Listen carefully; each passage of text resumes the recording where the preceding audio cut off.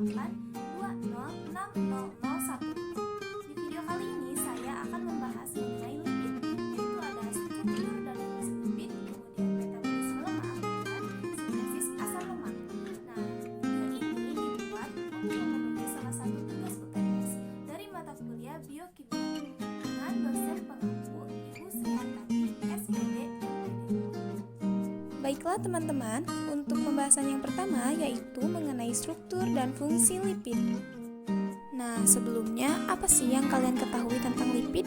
Apakah lipid itu sama dengan lemak? Nah, ternyata lipid itu tidak sama loh dengan lemak. Lipid itu cakupannya lebih luas daripada lemak. Nah, jadi apa sih lipid itu? Lipid merupakan senyawa organik yang bersifat nonpolar. Oleh karena itu, lipid tidak dapat larut dalam air. Sehingga dapat disimpulkan bahwa lipid adalah kelompok besar dan beragam dari senyawa organik alami yang terkait dengan kelarutannya dalam larut organik nonpolar seperti ester, kloroform, aseton, dan juga benzena. Nah, lipid ini juga bersifat tidak mudah larut dalam air. Selanjutnya yaitu struktur lipid. Lipid itu terbuat dari unsur karbon, hidrogen, dan oksigen, tetapi memiliki proporsi air yang jauh lebih rendah daripada molekul lain seperti karbohidrat. Kemudian, tidak seperti polisakarida dan protein, lipid bukan polimer. Mereka itu tidak memiliki unit monomer berulang. Dan lipid itu terbuat dari dua molekul loh, yaitu gliserol dan asam lemak. Nah, untuk yang pertama yaitu ada lipid berdasarkan struktur kimianya. Lipid adalah ester gliserida dengan jumlah atom lebih dari 10 yang terbentuk dari reaksi esterifikasi antara asam lemak dan gliserol. Kemudian yang kedua yaitu ada struktur lipid berdasarkan struktur trigliseridanya. Nah, berdasarkan struktur trigliseridanya, lipid dibagi menjadi dua jenis yaitu lemak dan minyak. Lemak dan minyak tergolong senyawa trigliserida atau triasil gliserol yang berarti senyawa yang memiliki 3 gliserol. Selanjutnya saya akan membahas sedikit mengenai lemak yang merupakan bagian dari lipid. Nah, lemak itu dikenal sebagai zat yang terbentuk akibat kelebihan kalori dalam tubuh. Lemak itu terdiri dari sel-sel lemak yang disebut adiposit. Nah, adiposit ini terdiri dari trigliserida. Dan trigliserida juga dapat dipecah menjadi gliserol dan 3 buah asam lemak. Sekarang kita fokuskan pada asam lemak. Nah, asam lemak ini merupakan komponen lipid yang paling sederhana, yaitu berupa rantai hidrokarbon yang memiliki gugus karboksil pada salah satu ujungnya. Adapun bentuk-bentuk asam lemak yaitu yang pertama ada ikatan rantai tunggal, kemudian yang kedua yaitu ada ikatan rantai ganda, yaitu memiliki rantai ganda pada ikatan hidrokarbon. Untuk ikatan rantai tunggal yaitu memiliki 2 hidrogen di setiap rantai karbonnya dan disebut juga sebagai asam lemak jenuh. Sedangkan untuk ikatan rantai ganda yaitu ada beberapa hidrogen yang hilang pada rantai karbonnya. Nah, sehingga terbentuklah ikatan rantai ganda. Kemudian ikatan rantai ganda ini disebut juga sebagai asam lemak tak jenuh yang terdiri dari bentuk trans dan bentuk cis. Pada asam lemak tak jenuh bentuk trans, atom H pada ikatan rantai gandanya berada pada sisi yang berlawanan sehingga bentuknya tetap lurus. Sedangkan pada asam lemak tak jenuh bentuk cis, atom H pada ikatan rantai gandanya berada pada sisi yang sama sehingga bentuknya akan membengkok. Sehingga dapat disimpulkan bahwa asam lemak itu terdiri dari 3 jenis, yaitu ada asam lemak jenuh, kemudian ada asam lemak tak jenuh bentuk trans, dan ada asam lemak tak jenuh bentuk cis. Nah, adapun fungsi lipid diantaranya yaitu yang pertama sebagai cadangan energi, kemudian yang kedua sebagai pelindung dinding sel, yang ketiga sebagai pelarut vitamin A, D, E, dan K, yang keempat sebagai pelindung organ vital, dan yang kelima yaitu sebagai penyekat panas. Selanjutnya materi kedua yaitu mengenai metabolisme lemak. membahas bagaimana proses metabolismenya, di sini saya akan memaparkan apa itu metabolisme lemak.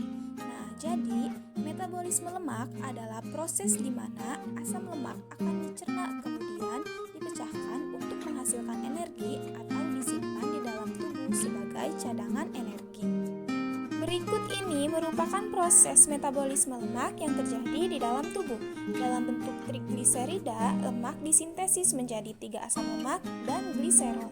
Kemudian dalam prosesnya juga membutuhkan glukosa agar bisa masuk ke tahap berikutnya, yaitu pada siklus Krebs atau yang disebut dengan siklus asam sitrat agar dihasilkannya energi berupa ATP. Contoh metabolisme lemak di dalam tubuh yaitu ketika kita memakan keju.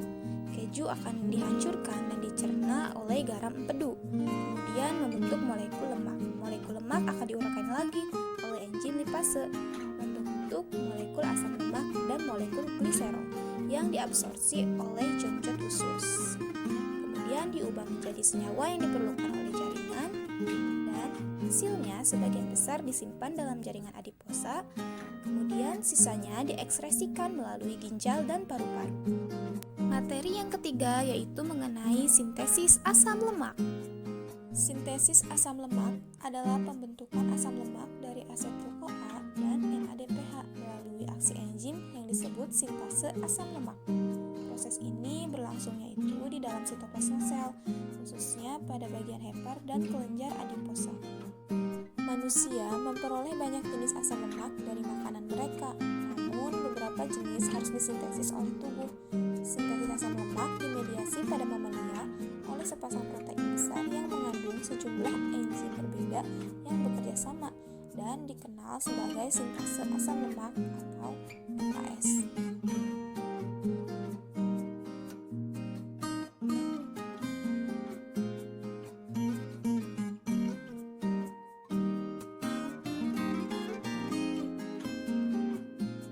Berikut ini merupakan substrat dan produk pada proses sintesis asam lemak.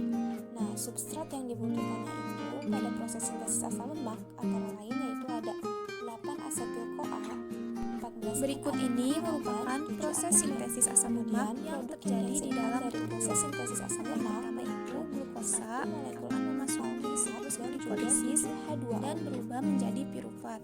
Kemudian piruvat akan dirubah menjadi OAA dan asetil-CoA. Nah, kemudian OAA dan asetil-CoA ini akan memasuki siklus Krebs dan dirubah menjadi sitrat. Nah, kenapa dirubah menjadi sitrat? Agar sitrat ini bisa menembus mitokondria. Nah, karena kan tadi itu terjadinya di mitokondria dan sitrat ini akan keluar dari mitokondria menuju sitoplasma. Nah, di sini sitrat ini akan melepaskan OAA kemudian membentuk asetil-CoA. Nah, asetil-CoA ini dengan bantuan asetil-CoA karboksilase akan menjadi malonil-CoA. Nah, malonil-CoA kemudian dengan bantuan NADPH akan memasuki sintesis asam lemak. Nah, di sini sintesis asam lemak ini kan terjadinya di sitoplasma, kemudian menghasilkan palmitat. Nah, palmitat merupakan asam lemak pertama yang dihasilkan oleh tubuh. Kemudian jika palmitat tidak dijadikan sebagai sumber energi, maka palmitat dengan bantuan gliserol 3-fosfat akan dirubah menjadi triasil gliserol. Nah, kemudian triasil gliserol ini akan ditransportasikan menjadi FLDL dan menuju darah, kemudian akan disimpan dalam adiposa atau sel lemak. Lalu, apa sih peranan dari sintesis asam lemak ini? Nah, peranannya itu antara lain sebagai berikut. Yang pertama, sintesis asam lemak adalah jalur anabolik kritis di sebagian besar organisme. Kemudian yang kedua yaitu selain menjadi komponen utama membran, asam lemak adalah molekul penyimpan energi yang penting dan turunan asam lemak memiliki berbagai fungsi fisiologis termasuk modifikasi pasca translasi berbagai protein. Kemudian peranan yang ketiga yaitu asam lemak ini penting untuk pertumbuhan sel, diferensiasi dan homeostasis.